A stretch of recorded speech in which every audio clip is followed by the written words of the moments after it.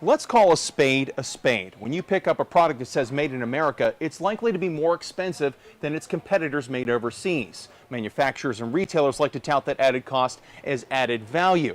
So, as the White House digs into making America week this week, we're asking the question, what's it cost to be made in America? A mother reunited with her son who was abducted and kept overseas for nearly a year. She's been fighting since last November to get back her 9-year-old boy who was illegally kept from her. News 9's David Singer first reported on this story in March.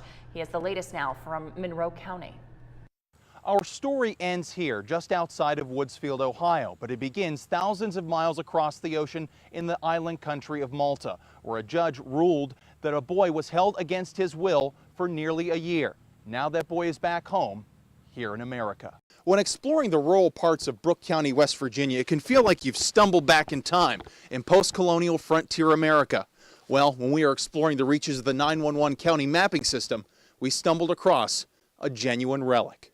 The McCord family bought this in 1850 from the McIntyre Wilson family. Boyd's great-grandfather, George Washington McCord, was an abolitionist. You're going to see signs like this all over the city of Toronto. That's because this weekend is the 10th annual citywide yard sale. More than 80 homes, families, and residences have signed up to put out their various knickknacks and treasures for you to hunt and find. You may have to look high, you may have to look low, but you won't have to look far to find some hidden gems. Rich, Kate, thank you and good evening. Reaction to the tariffs has been mixed, hope, relief, as well as concern and outright frustration. The question now is what's going to happen to the American economy in the next few months. New business data numbers are out in West Virginia and they are climbing. I'm David Singer. I'll explain why things are looking up in Brooke and Hancock counties.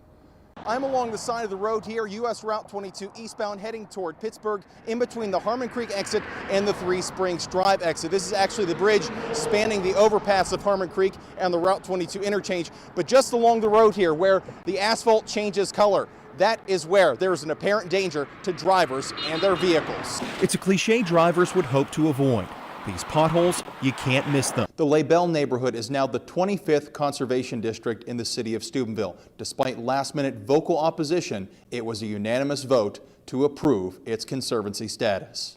Packed council chambers and philosophical pleas to reject the latest conservation district. Senator Joe Manchin is an incumbent largely thanks to his status as a blue dog Democrat, sometimes breaking away from his party and voting across the aisle. Expect this Senate race to be a referendum on that, as well as his record and relationship with President Trump. I voted for most of, I think, 96 or 97 of his cabinet levels. Factor that improperly demolished 2 buildings is leading to questions about how the company operated in Jefferson County. It's where we begin tonight. Thanks for joining us. I'm Jennifer Black. And I'm Rich Pierce. Part of the allegations against the contractor Whitehawk Industries is that the company was not paying its employees. News 9's David Singer has been investigating the situation for the past couple of weeks. He joins us live in Steubenville now with that story. David.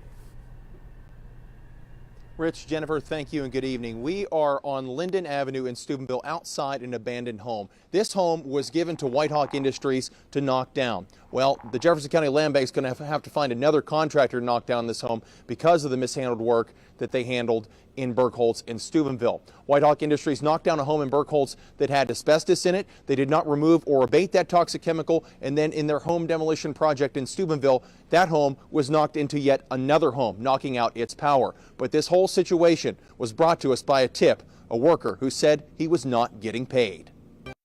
The city of Toronto is looking to expand its population and workforce. Thanks for joining us. I'm Kate Davison. And I'm Rich Pierce. The Gem City has a new residential development in the works, and one of the city's largest employers is looking to fill even more jobs. News 9's David Singer has been following the developments. He joins us live in Toronto now with more. David. Rich, Kate, thank you and good evening. We are here at the unofficial end of Nebo Drive, a neighborhood here in Toronto consisting mainly of rancher-style and 2-story homes. Now, the site we're on now, the site of this future residential development, may not look like much of anything right now, but this industrial grade, this enormous gravel, and this shorn tree bark are sure signs that work is ongoing here, and neighbors, sooner or later, will join the others here along Nebo Road. Trees still need chopped down, but workers are quickly moving to build a new 13-acre residential subdivision at the end of Nebo Drive. We are outside Wheeling Island Racetrack, Hotel, and Casino, one of the 5 resorts that stand to gain from the now apparent legalization of sports gambling in the United States. The U.S. Supreme Court ruling now gives to the states what has been held exclusive to Nevada since 1992, the ability to wager on professional sports. And the West Virginia legislature is leading the charge to take advantage. If you want to recap, that information will be posted on our website, WTOV9.com. Reporting in Payton City, David Singer,